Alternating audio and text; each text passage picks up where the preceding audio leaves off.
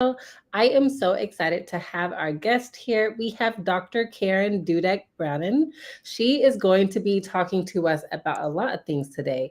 But what I'm most excited about is talking about how we can navigate executive functioning challenges from from the elementary school level all the way up to doctoral studies. So, if you are listening to this, and if you've been listening for a while, you already know that I always say how I'm neurodivergent. I have ADHD. I lose my train of thought all the time. And I think that actually, Karen, right before we went live, we were talking a lot about how people have really just worries even about joining the field hmm because we might be introverts or we might have our own executive functioning challenges. So I'm really excited to have you on the show today to talk about that. Thank you so much for having me. I'm excited to be here. Yeah, so if you don't mind, I'm going to go ahead and read your bio. If there's anything I miss, let me know. And I hmm would love for you to clarify this for us, okay? Okay. All right. So Dr. Karen Dudek-Brannan is the founder and owner operator of Dr. Karen LLC, company focused on empowering therapists and educators to design interventions that support language, literacy, and executive functioning.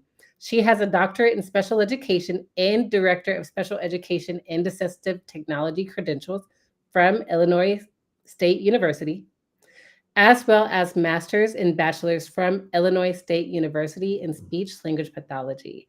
She spent 14 years in the school systems and has held various roles in leadership in higher education teaching, mentoring clinicians and educators. She is the host of the Facto Leaders podcast, where she shares evidence based practices, her own experience, and guest expert interviews on topics related to education and healthcare reform.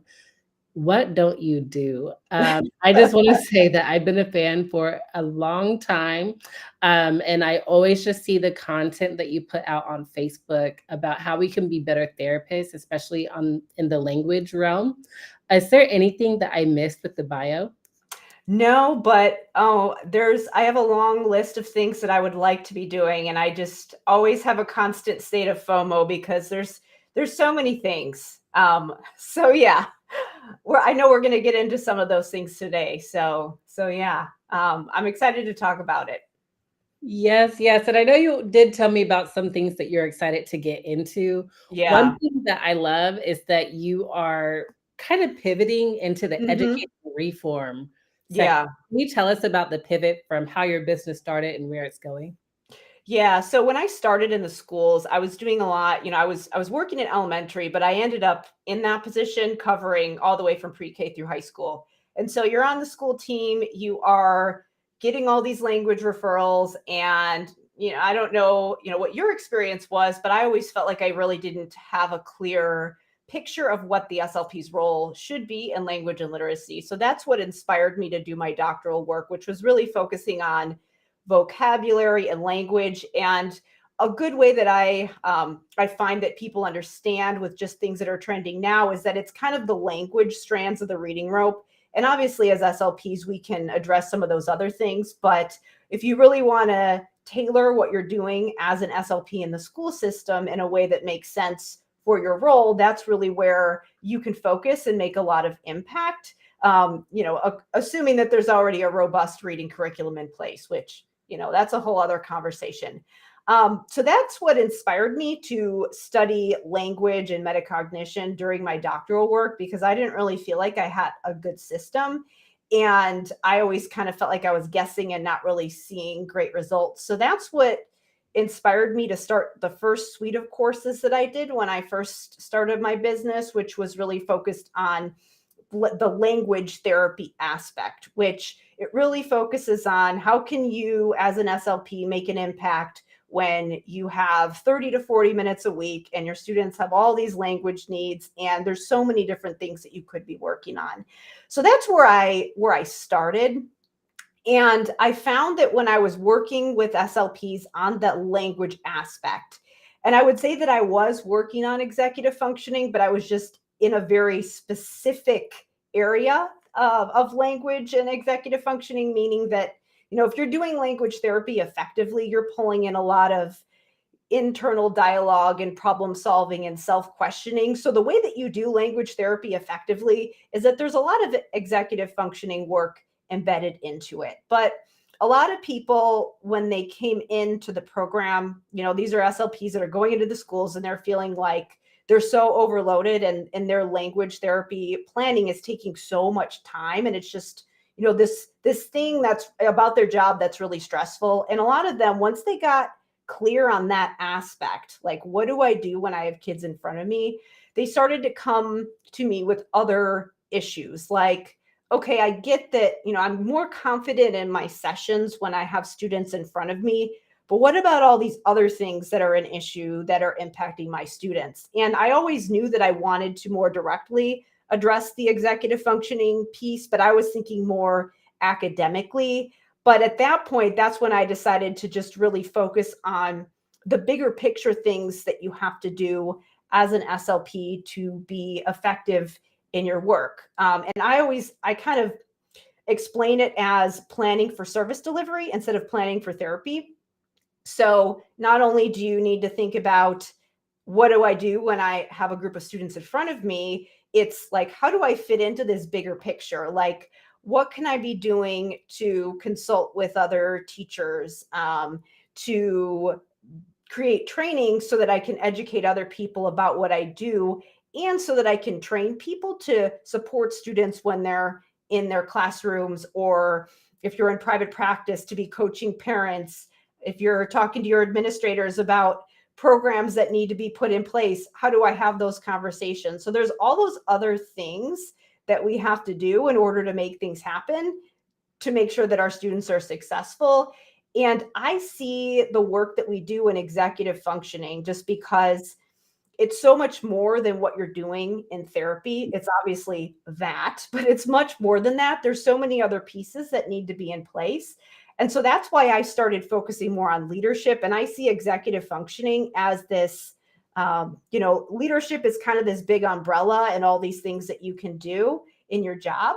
But I see executive functioning as a thing that is, an initiative underneath the how you think about yourself as a leader, as an SLP. And, it's one of those tools that you can use to really be kind of emerge as a leader on your team and be seen as somebody who is, more than just the person that goes in the closet and works on ours.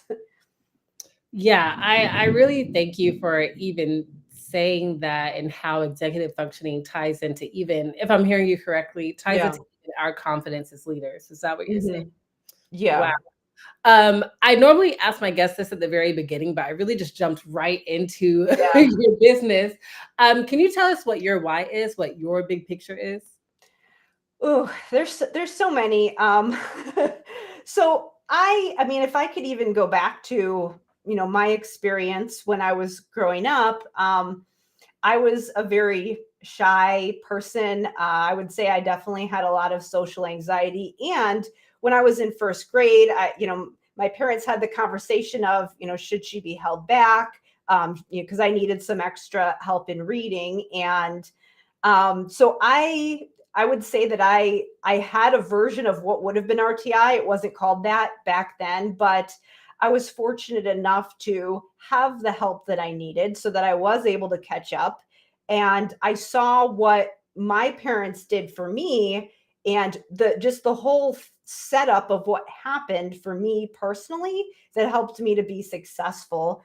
So I think about that a lot when I think about what we can do for our students, because there was an academic piece. My parents did a lot for me as far as emphasizing reading and literacy and making sure that I got the academic support that I needed, and making sure that they were spending time focusing on homework. But it wasn't just that. There are other things that my parents did for me, such as just making sure that I was in a lot of different activities, not helicoptering over me when I was like, I'm bored, and they'd kind of encourage me to figure it out. So there was a lot of opportunities that they gave me. And I think I was very fortunate to be in a situation where I was able to have that, because when you think about the language and academics, and then the executive functioning, it really is this, you have to have the right blend of focus on the academic work,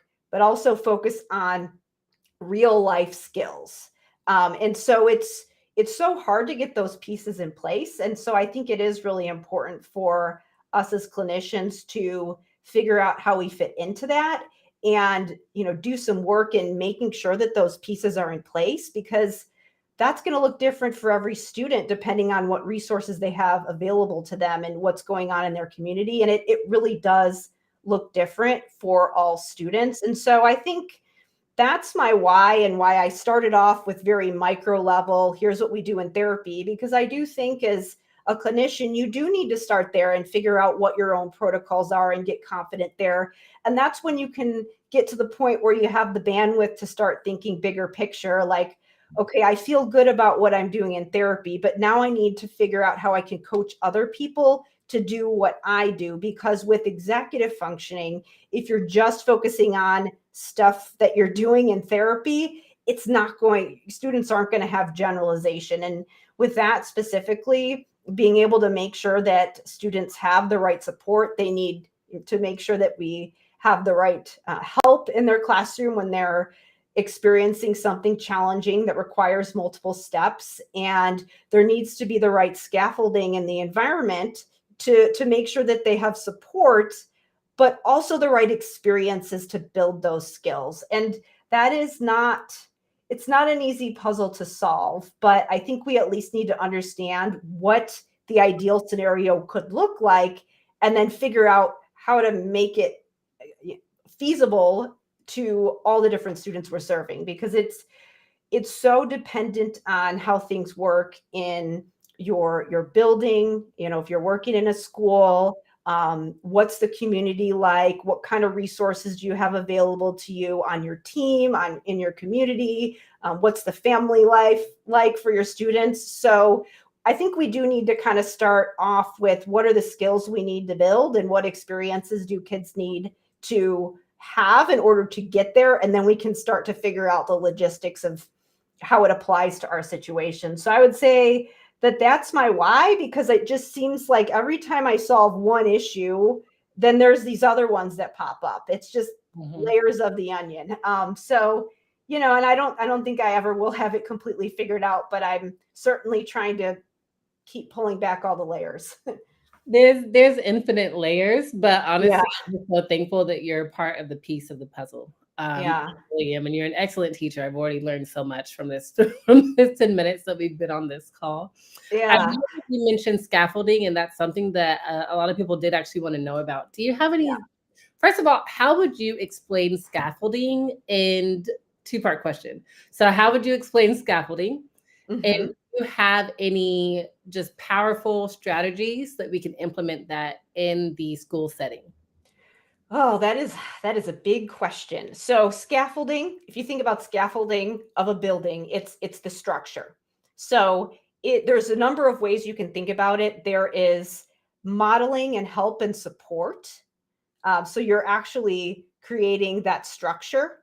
So there's actual assistance that you could be giving, or even just setting up situations for students, because as adults, we're going through our day-to-day lives, we're managing our schedules, and we're creating all of those things. So as adults, when we're supporting kids, we don't want to give them too much support. There needs to be some freedom in there, but we're thinking about setting up those experiences for kids. So, and obviously that scaffolding is going to fade away as they get older. So I think about it like, if we think about executive functioning specifically, there's the time blocks in the day. So, here's, if in the school day, it's like, here's math, here's reading, here's, recess. Or if you're thinking about it at home, it's like, here's the time that we're getting ready for school. Here's our unstructured play time. Here's when we're doing homework. So there's those time blocks during the day. So part of it is just setting things up. So that's one way you can think about scaffolding. And then you can think about how the structure you provide on the tasks within those time blocks. So like during your language arts period, you might be working on a writing assignment. There's structure within that time period. And within those little time blocks, you might be doing specific activities where you've got certain steps and goals that you need to achieve during those activities. So the scaffolding could look like providing modeling providing strategic prompting, again, doing things like the explicit instruction framework, like doing I do, we do, you do. So there's a lot of different ways you can do it. When we think about it within the therapy setting, there's cueing hierarchies. But then another thing that you can do is with scaffolding is there's the assistance within the activities, but then there's also presenting situations that are gradually increasing in difficulty. So that's another way you can do it. You can give them the hard task and provide support, or you can give them an easy task and then you can make it a little bit harder. So there's a lot of different ways, but basically it's support. And I mean, yeah, it's very situation specific, but with executive functioning, if we want to get into a definition and what people are doing and just some examples of things people can think about when they're scaffolding, we could do that. But yeah, I hope that answered your question, because there's a lot to it. I'd say to kind of wrap up all of that I just gave you, when we think about the schedule aspect of it and the structure that we create for kids, we can think about big time blocks during the day, and then we can think about what happens within those time blocks. So that's one way we can think about it, as far as just making sure that we are creating the right experiences for kids. I would say that a lot of times in therapy, we're focused on the one that's, within activities. But when we think about coaching and supporting other people, we can kind of create guidance in helping with those other things, because a lot of times those are happening outside of the therapy session. And thank you. And I guess the archetype that's coming to my head is little Johnny, who is really just busy, just a busy kid, talks really fast, is a little bit all over the place, and is really discouraged with his schoolwork because, frankly, he just can't sit still enough to really even focus on it. He has a bad reputation in the school, so speech therapy is like his place of refuge. What would you recommend for us to coach the teachers and even ourselves to give him those scaffolding strategies? So I think I go big picture before I go specific. So if you are like, let's say that you're an SLP and you're kind of like, I need to create a better system for both language and executive functioning. What I recommend is that, you are going to work with teachers just, as situations come up. And obviously with that type of situation, you want to make sure that you're setting clear boundaries and expectations for the student, that you're giving sensory breaks, that you're using visuals. So those are kind of some quick go-to things that I could mention. But what you want to do when you're thinking long-term, if you want to think about things that are going to really make an impact in helping you train other people, is that you have to think about your own personal systems and skills as a clinician and do some of that work so that you can put yourself in a situation where you can do all the things you need to do to actually support the teachers. So a way to think about that is with language. I do recommend people get clear on the language therapy aspect first, because nobody else is doing that in the schools like we are, but a lot of other people can be effective in supporting executive functioning just because it affects things all across the day. So it does make sense. Get your language therapy protocol down first, and then you can start to pull in some work on executive functioning, because they are different. With language, you're thinking about the word and the sentence level. And when we're thinking about executive functioning and self-regulation and attending, the reason that we're able to attend or pull our attention back to something is because we are looking around and paying attention and asking ourselves questions about, what should I be doing? What are the steps I need to take? And you're visualizing that in your head. You're noticing when you're off track. So it's not necessarily about being hyper. It's more about being able to regulate, pull yourself back. With attention issues, it's not that we want to sit and force ourselves to pay attention longer. I mean, yes, eventually you can get to the point where you're able to do that if you work up tolerance for certain activities.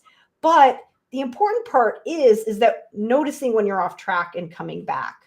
So you have to do a lot of self-talk and use a lot of language to plan in your head in addition to visualizing it and pairing the words to language. So if you don't have strong language skills, especially for kids who have that DLD profile, it is going to be very hard for you to benefit from some of that high level comprehension work that we do in reading, which also requires a lot of executive functioning. So you do need to have good language skills at the word and sentence level. You need to have complex syntax. You need to have the retrieval skills to be able to, like generate a lot of ideas. Some of the things that we even do in aphasia therapy, where it's a lot of confrontation, naming, and coming up with ideas.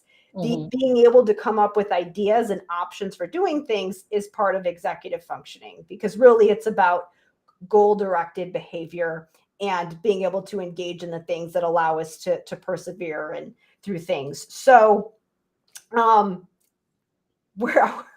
me come back to where I was. I was talking about language therapy, and then I was talking about, after we do that, we can start to think about what we are doing in our therapy to work on executive functioning and kind of get clear on what are some things. If I have a student in front of me and they're completing a writing assignment, or they are working on something that has multiple steps, there are tools you can use to work on that specifically. There are ways that you can model strategic planning, help your students to be able to sense time more effectively and pay attention to how long things will take, or think about how long things will take and estimate what the steps will look like, to encourage them to visualize and pair that with language. So it is kind of hard to do that work if students don't have the language skills. So I recommend pulling that in after you get clear on what your language therapy protocol is, both sometimes for your students, but just for you professionally. You can't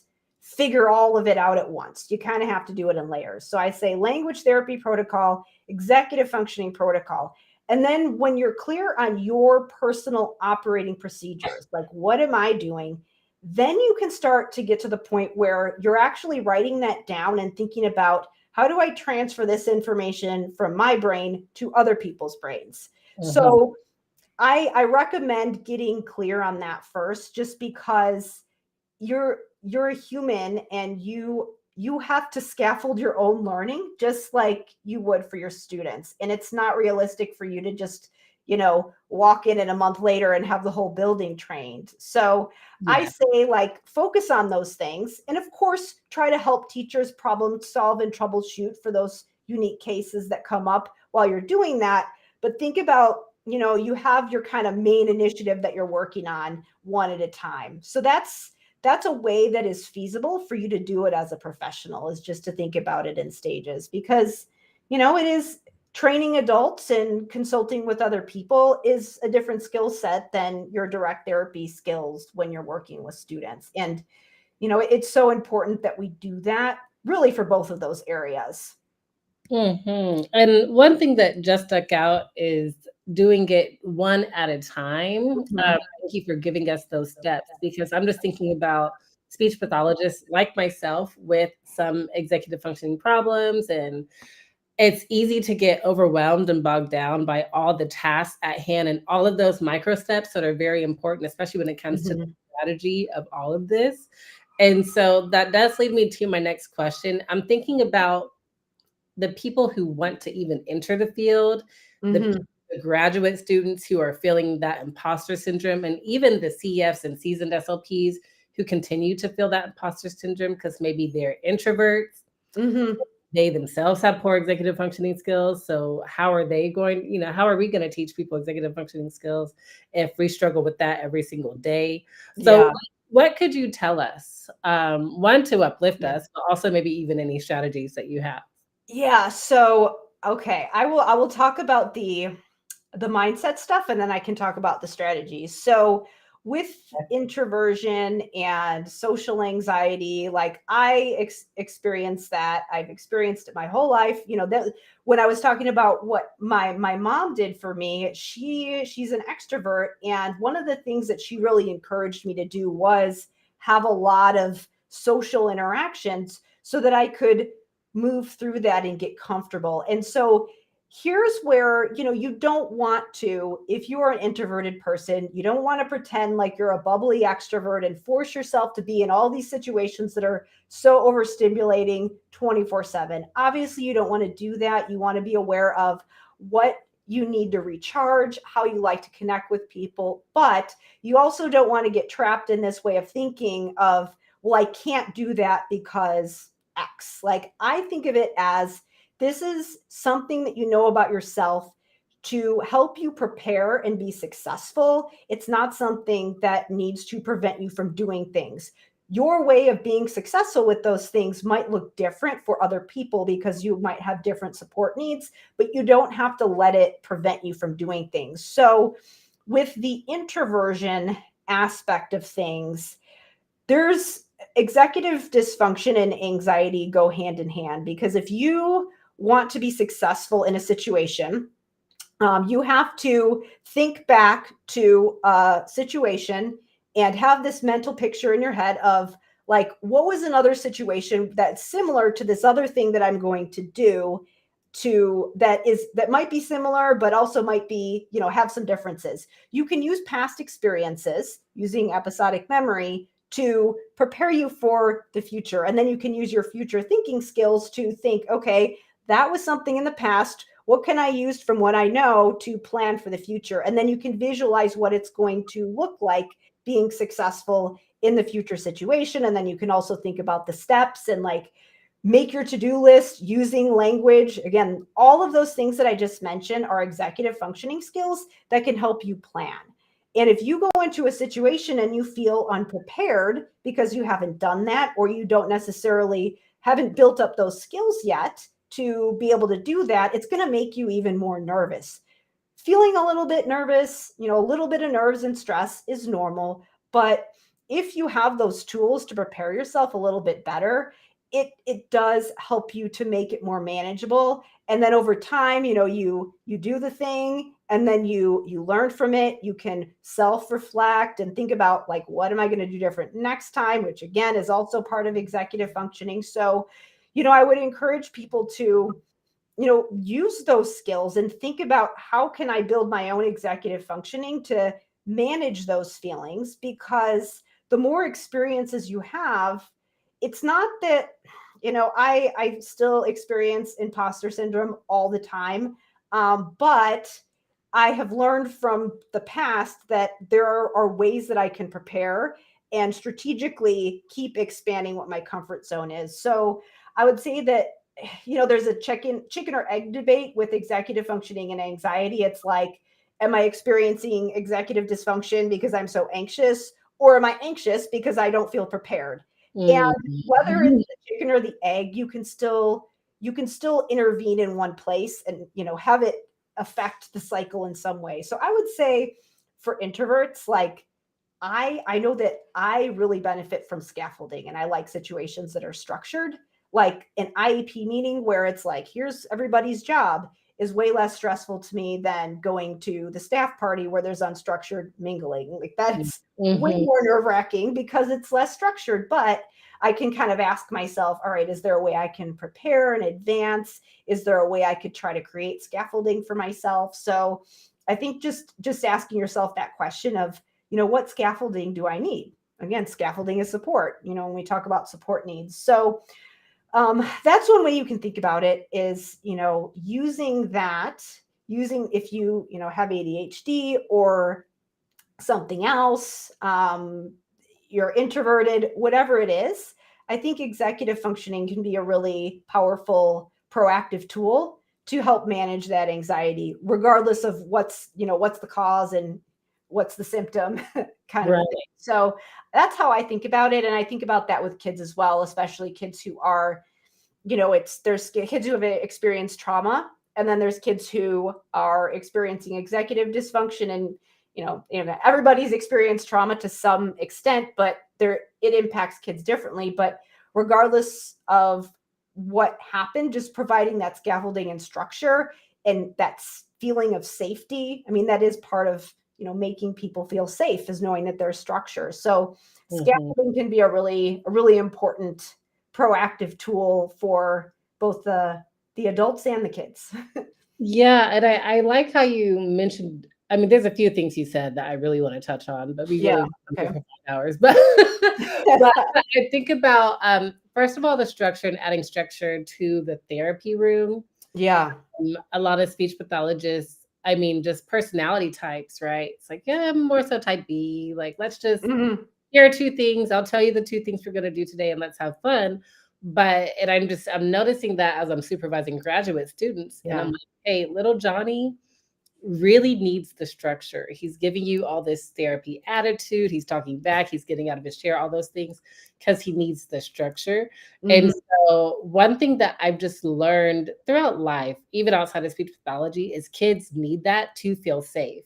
Exactly. Yeah. Yeah, which is really a a psychology conversation that I wanna do Mhm. research on, but yeah, so thank you for that. I'm thinking about these SLP to B, the SLIPA, the speech Mhm. pathologist who's gearing up to go to ASHA in November, who is Mhm. also an introvert with executive functioning difficulties, who's about to step into very unstructured settings.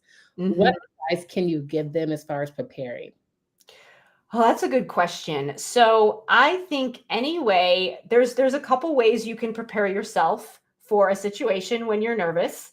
So you can prepare yourself in your head. You can imagine what it's going to be like. Athletes use visualization all the time. So there's one way I say, when I explain it to kids, I say you're having a dress rehearsal in your head. So that's one tool that you can use. You can see whatever that situation is that you're nervous about. Is there a way you can create a mini version of that before you get to the big thing? I mean, a simple way that people do this is, you're giving a presentation, you give it in front of your mirror before you go in front of the audience, or maybe you give it in front of a smaller audience to rehearse before you go in front of the big audience. So with something like ASHA, I would say, um, are there ways that you can do some networking events in your community? They're only a couple hours long, so they're not super overwhelming. So you can kind of just get used to the like, let me walk into a room and figure out who I'm going to talk to and what's my game plan. And another thing that is can be challenging, it's really challenging for me as well, but I found it to be extremely helpful is that, obviously, if you've got something coming up specifically that you're preparing for, you can just try to look for opportunities to prepare that for that specific event just before it, but just making it a regular practice to do some of those things that are a little bit uncomfortable. It's so you're not like going to the grocery store when you're hungry. So for example, something that I have been doing this past year that I regret not doing sooner in my business is just focusing a specific part of the day on networking. So some of the things that I do online is that I send, 10 connection requests a day to people that are in fields related to mine and speech pathology, special education, all the different places that are relevant to what I do. And for a while, what I was doing was I was sending the connection requests. And then for some of those people, I was just asking to get on a call with them. That's actually a strategy that you can use for job search networking, but there's a lot of ways you can do it. So I was getting on calls with strangers, just making it a regular practice. So doing something like that, saying like, I'm going to connect with this many new people within this time frame. And then also just making a habit of just going to those live networking events, because it's like you won't want to do it at the time, but if you make it part of your practice, it makes it so much easier when you do have something like that. And um, things that used to make me so nervous, it's not that they don't make me nervous at all, but it's much more manageable. And the range of things that I'm able to do without feeling like I'm in total panic mode has expanded. So you Mm. know, like I said, you don't have to be an extrovert. You don't have to be the life of the party, going to things every night, but you can carve out some time to focus on that. And then you can also make sure that you carve out the recharging time for things that, are restorative to you as well. So Mm. that's, there's the preparing for the thing, but then there's also the habits that kind of, help you to make sure that when something does come up, you've prepared for it. So, if I'm hearing you correctly, would you say it's pretty much like training yourself how to ride a bike? Like you want it to, Yeah. like riding a bike, you want it to be, or you want to know the strategies to get through the discomfort as best Hmm. as you can. Yeah. Absolutely. I mean, and that's what I'm doing for myself is like, I would say it's kind of like what my mom was doing for me when I was younger, but now I'm an adult and I have to figure out how to keep myself disciplined to do it. And there's ways to do it. You can hire a coach, you can join an accountability group. There's lots of different ways. And I think that sometimes when people think about internal and external motivation, which is a little bit unclear about, all of that. I know it's kind of controversial about like, should we be giving external rewards and things like that? And I think what really we want to think about with like sticker charts and things like that is that, number one, a lot of times sticker charts don't work well for kids with executive functioning issues because it's so abstract that it doesn't really mean anything for them. But the other thing is that if something is just sort of externally imposed on someone, you're kind of doing the executive functioning for someone. And so it's not bad to have consequences because in life you have consequences, but it's more about modeling the self-talk of what's going on while you're doing it. Like as adults, we have to do our work before we can do things that we enjoy. So yeah, you can create structure like that for kids and talk them through it and model the self-talk of like, oh, we should really, get this work done because then we're going to have more time later to, play the game or whatever it is that you're doing. So you're doing that for kids when they're younger and you're gradually fading it back so that when they're adults, they can do what I just described, which is now I know what I need to put in place for myself to stay accountable in order to follow through with things. So really it's about like putting the support in place and fading it. And then when you're an adult, it can still be there. It's just that you're the one that's orchestrating it and putting it in place yourself. It's not that, external reinforcement is bad and internal is better. Like the way that we develop internal motivation is that we are able to manipulate our environment and create this scenario where we can talk ourselves through things but also put ourselves in situations where we know we're going to be successful, like um gosh, like how some people know that they're not going to be motivated to work out unless they schedule it with a friend. Okay, Right. that's fine. That's your support need. So just, find a way to make that happen. And I think for kids, it's really important that we are explicit about teaching that. And for adults, you just have to think about what to put in place to make sure that you follow through with things. And it's great to start early. I'm thinking about from pre-K up even to high school because there are so many times, even now at this point in my life, where I've had to learn the hard way. And Yeah. so now I use my Mhm. calendar like crazy. I mean, my calendar looks insane right now for even the small things like, okay, this is my break or whatever, because executive functioning skills, I really had to get that down packed. Otherwise things would just fall through. Um, Mhm. and you really can't do that when you have a caseload size of like 60. So, Yeah. Yeah. so yes, yes. Well, Karen, I'm so sad, but this is our time. There's a few things I want to ask you though. Mhm. First of all, I know that you have some freebies for us. Can you tell us about that? Yes. So I will share a couple things because I know that we talked about executive functioning. We didn't get super specific about defining it. And I know that most people listening have at least some idea of what it is. But I go into way more specifics in some of my other content, as well as just what people are missing when it comes to providing the support, just because maybe they don't have the resources or the information or whatever it is. So the first thing I wanted to share is I do have a free training where I do talk about executive functioning and what's neurodiversity affirming and how we can support kids and how that could look in the school systems, as well as some of the issues with the current things that are being done. So to sign up for that training, you can go to drkaren-dudek-brannan.com/EF leadership. And that does provide information about one of my programs, the School of Clinical Leadership, which takes it a step further for people who are interested in learning more. So I do mention a paid program at the end, but I found people find it useful regardless of whether or not they decide to take the next step. And then the other thing is that I do have a free guide. It's an executive functioning implementation guide for the schools. And I do talk about some of those same things, but I share what it can look like as far as what everyone's role is, because that's something that really needs to be clear if you are going to think about not just what's going on in your therapy session, but how you can be a leader on your team. So to sign up for that guide, you can go to Dr.Karen-Dudek-Brannan.com/EF schools.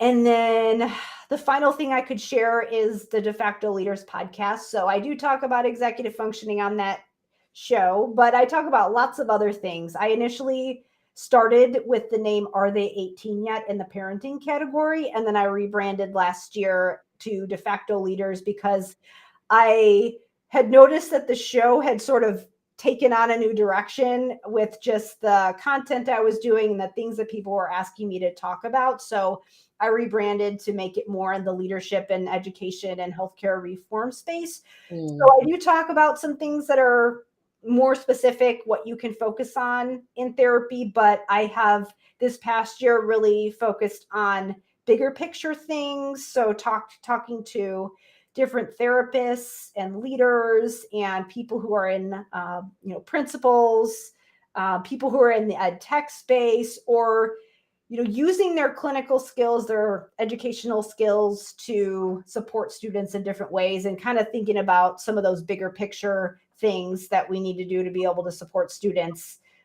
beyond just what we're doing in therapy. So to learn more about that, you can go to defactoleaders.com. and also my website, Dr.Karen-Dudek-Brannan.com.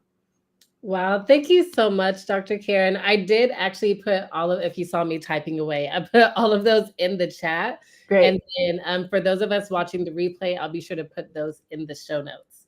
So one final question. What are some things that you would like done in the field? What changes would you like to see moving forward? Oh gosh. So if I had a magic wand and a blank check, I would say that, it would be great if SLPs or someone, could be doing language therapy and executive functioning therapy in the school setting. But I don't, just based on the way things are set up, I don't think that's going to be realistic. So, what I do hope that people do is that, yes, we should really focus on building our clinical skills, but we also need to think about these other things. We also need to think about building our leadership skills, because when we think about advocacy, it is really important for people who are directly working with students, who are seeing how all these policies are impacting students, say something to the people who are making those decisions and learn to develop those relationships with the other people on their team, or even the people that they are reporting to that are the leaders. There's this concept of leading up, where it's, yes, those are people in the leadership position that are making the top-down decisions, but you can also lead from the bottom up, because you know information that they don't about how they're supporting their students. So that is what I hope, is that people start to learn how to do that more effectively, and start to focus on that in addition to the clinical skills, because they're both really important, but they need to support each other. Well, that's a whole other episode in and of itself. I know. And I'm noticing your comments. The drkarenspeech.com/language is actually my language therapy training, where I talk about my language therapy protocol. But we did talk about that today. So that is something that I think a lot of people would find useful as well. So, and then the EF leadership is the implementation guide. Oh, wait, no, that's my executive functioning training. I have so many pieces of content. They're all running together for me. Yes. Please send me the executive functioning training. And then you also did send me your dissertation, which is amazing. So I will also go ahead and put that in there, so we can kind of pick your brain a little bit more. Oh gosh, that would I haven't gone into that one in as much detail as I did for a long time, but I would love to talk metalinguistic awareness and all of vocabulary and all the things. But yeah, we will have to schedule another chat. Well, Yeah. Dr. Karen, thank you for coming on the show tonight, for educating the audience today. I feel like you brought, I feel like you really did bless a lot of people. I'm really just thinking about the speechies listening to this, Hmm. needed this conversation, not just for their clinical skills, but also for themselves. Hmm. So thank you so much for sharing your voice and your wisdom with us tonight. Well, thank you so much for giving the opportunity to do it. Yes. Well, everybody, thank you so much for coming. Please come back on Saturday. I'll be talking to Benita from the Speechy Side Up podcast. She is raising a bilingual child as a monolingual speaker, and you don't want to miss that. I'll also be talking to Tiffany Slater. She is going to teach us how to be SLP billionaires, pay off debt, and make six figures as speech pathologists. You don't want to miss this. Thank you, Dr. Karen.